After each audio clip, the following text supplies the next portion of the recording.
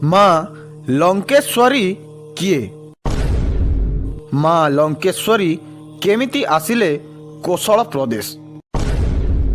कौन रही माँ लंकेश्वरी गड़ू फिंगिबा घटना? आसंतु जानिबा संपूर्ण सत्यतार कहानी।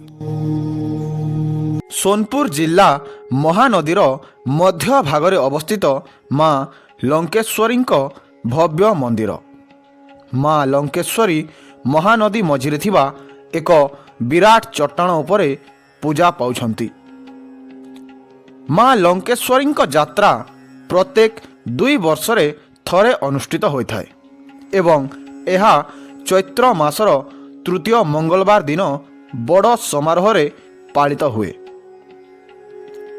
आसंतु जानिबा माँ लंकेश्वरी किछि गुप्त रहस्य विषय। माँ लंकेश्वरी थिले लंकागढ़र गड़ देवी।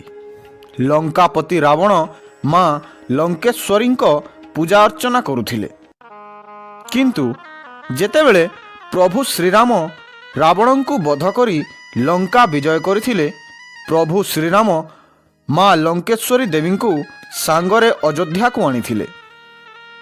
से अयोध्या को फेरी राज्यभार बहन करथिले। परवर्ती समय रे राजकुमार भावरे श्रीराम को 2 पुत्र लव और कुशं को राज्यभार देवा पाई स्थिर करागला। समग्र राज्य को 2 भागरे विभक्त करागला, उत्तर कोशल और दक्षिण कोशल।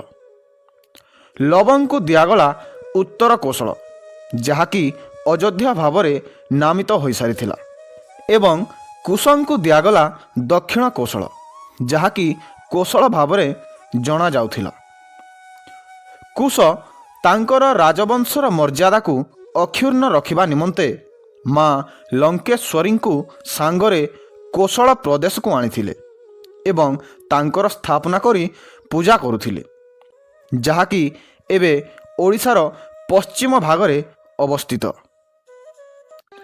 ऐतिहासिक तथ्य अनुसारे पूर्वरु माँ लंकेश्वरी तांको भौणी मानक सहित महानदी गर्भरे पूजा पाउथिले।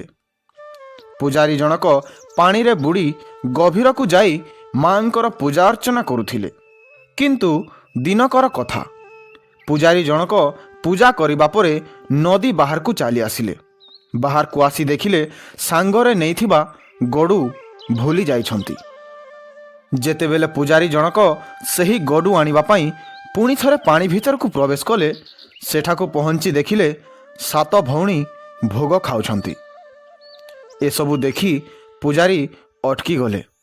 जेतेबेले सेमानंकु लागिला केही जणे आमको देखुछि, माँ लंकेश्वरी गड़ूटी को फिंगी देले आउ कहिले, पूजारी आजि ठारू आउ एही पानी भीतर को आसी पूजा करिबो नाही।